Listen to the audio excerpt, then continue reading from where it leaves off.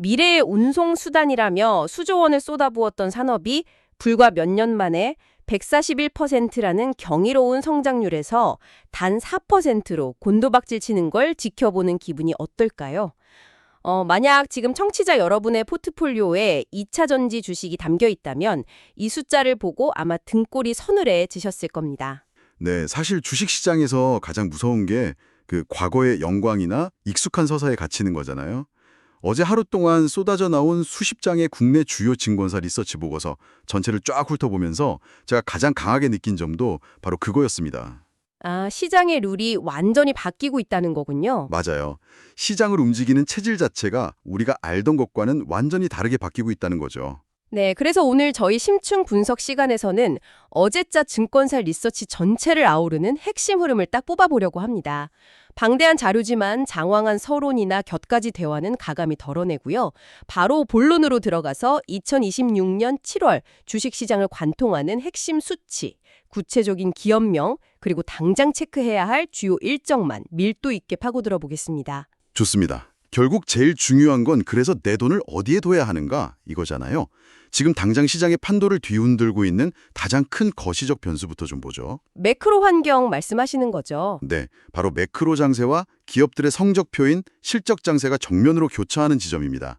특히 여기서 아주 흥미로운 모멘텀이 하나 발생했는데 미국과 이란의 종전 협상 타결이라는 지정학적 이벤트입니다. 아, 그 뉴스가 어제 크게 났죠. 그렇죠. 이것이 글로벌 에너지 시장에 영향을 미치면서 국제 유가의 뚜렷한 레벨 다운을 이끌어냈거든요. 잠깐만요. 유가가 떨어지면 물류비부터 제조 원가까지 전반적인 비용이 다 줄어드는 거니까 인플레이션 압력이 완화되는 거잖아요. 네, 맞습니다. 그럼 자연스럽게 중앙은행의 금리 인하 기대감이 커질 테고요. 주식시장 입장에서는 자금줄이 풀리는 완벽한 호재 아닌가요? 그런데 그 대신증권 보고서를 읽어보니까 7월 코스피가 8,000선 전후에서 변동성이 엄청나게 확대될 거라고 경고하더라고요. 네, 심지어 그걸 화려한 피날레를 위한 마지막 고비라고 표현했죠. 맞아요. 아니, 호재가 터졌는데 왜 시장이 일직선으로 오르지 않고 요동친다는 건가요? 이게 겉으로 보면 모순 같죠?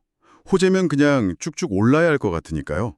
하지만 자본시장의 자금 이동 메커니즘을 보면 아주 자연스러운 현상입니다. 자금 이동이요? 그러니까 그동안 특정 주도주들이 금리 인하라는 막연한 기대감 하나로 너무 숨가쁘게 달려왔어요. 이제 유가 하락으로 그 기대감이 구체적인 현실이 되는 순간 시장은 오히려 차익을 실현하고 포트폴리오를 재편하려는 강한 욕구를 느끼게 됩니다. 아, 이른바 뉴스에 팔아라 같은 심리가 작동하는 거군요. 정확합니다.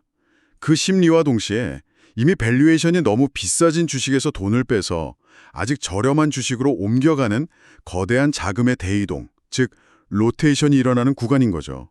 멀미가 날 수밖에 없습니다. 아, 펀더멘탈의 방향성 자체는 우상향이 맞는데 그 안에서 돈이 자리를 바꾸는 덩치가 워낙 크다 보니 시장 전체가 출렁이는 것처럼 보인다는 거네요. 네, 바로 그겁니다. 그럼 이렇게 돈이 이동하는 길목에서 우리가 반드시 체크해야 할 마일스톤들이 있을 텐데요. 당장 7월 달력에서 어떤 날짜들을 주목해야 합니까? 7월은 정말 하루도 마음을 놓을 수 없을 만큼 굵직한 일정들이 촘촘하게 배치되어 있습니다. 우선 당장 7월 7일 삼성전자의 2분기 잠정 실적 발표가 어닝 시즌의 포문을 열고요. 7일이 당장 시작이네요. 네, 그리고 매크로 측면에서 가장 중요한 분수령은 14일과 15일입니다. 미국의 6월 소비자 물가지수, 그러니까 CPI와 생산자 물가지수, PPI가 연달아 발표되거든요. 아, 방금 말씀하신 그 유가 하락의 나비 효과가 실제로 물가 지표에 얼마나 긍정적으로 찍혔는지를 전 세계 투자자들이 두 눈으로 확인하는 날이겠네요. 맞습니다. 여기서 물가 안정이 수치로 증명되면 미 연준의 매파적 기조, 금리를 높게 묶어두려는 태도가 크게 꺾일 수밖에 없습니다. 연준 스탠스 변화가 가장 큰 트리거니까요. 그렇죠. 이어서 16일에는 한국은행 금통위가 대기하고 있고 23일에는 이번 시즌의 진짜 주인공이라 할 수 있는 SK하이닉스 실적 발표가 있습니다. 그리고 마지막으로 30일 미국 FOMC까지 쫙 이어지는 거죠. 와, 7월 한 달 내내 매크로 지표와 대장주들의 실적이 탁구공처럼 핑퐁을 치는 셈이네요. 그렇다면 이런 격변의 구간에서 아까 말씀하신 아직 싼 주식으로의 자금 이동은 구체적으로 어떤 업종을 향하고 있나요? 여러 리포트들을 종합해보면 공통적으로 저평가 낙폭과대 업종을 언급하고 있습니다. 저평가 낙폭과대요? 네, 그동안 AI나 특정 주도주에만 자금이 블랙홀처럼 쏠리면서 기업 자체의 이익 체력은 나쁘지 않은데 주가만 억울하게 짓눌려 있던 섹터들이 있거든요. 예를 들면 어떤 쪽이죠? 소프트웨어, 건강관리, 철강, 기계, 건설, 증권 등이 대표적인데요. 이 중에서 우리가 특별히 눈여겨봐야 할 건 화학, 조선, 철강, 기계 섹터입니다. 싼 주식들도 많은데 왜 하필 그 4개 섹터죠? 무슨 특별한 모멘텀이라도 있습니까? 두 가지 조건이 아주 완벽하게 교집합을 이루고 있기 때문입니다. 첫째는 2분기 이익 전망치가 단순히 기대감이 아니라 실제로 상향 조정되고 있다는 점이고요. 실적이 진짜로 찍히고 있다는 거군요. 네. 그리고 둘째는 금리에 가장 민감하게 반응하는 구조라는 점입니다. 이 기업들은 대규모 장치 산업이라서 설비 투자를 위해 끌어다 쓴 부채가 많은 편이거든요. 아, 이자 부담이 크겠네요. 그렇죠. 그런데 앞서 말한 물가지표 안정으로 시중 채권 금리가 꺾이게 되면 당장 갚아야 할 이자 비용이 극적으로 줄어듭니다. 외국인 투자자들 입장에서는 가뜩이나 주가도 싼데 실적은 좋아지고 금리 인하로 인한 비용 절감 수혜까지 직격으로 받는 주식으로 보이는 거죠. 야, 논리적으로 꽉 맞물려 돌아가네요.